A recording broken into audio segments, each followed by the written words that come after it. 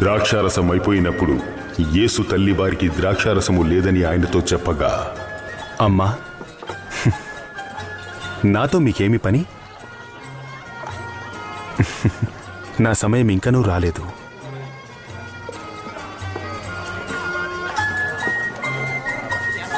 ఆయన మీతో చెప్పిందేంటో చెయ్యండి.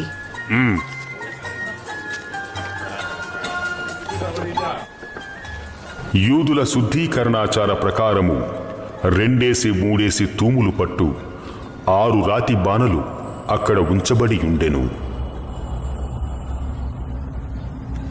ఆ బాణలు నీళ్లతో నింపుడి. ఈ విందు చాలా బాగుంది.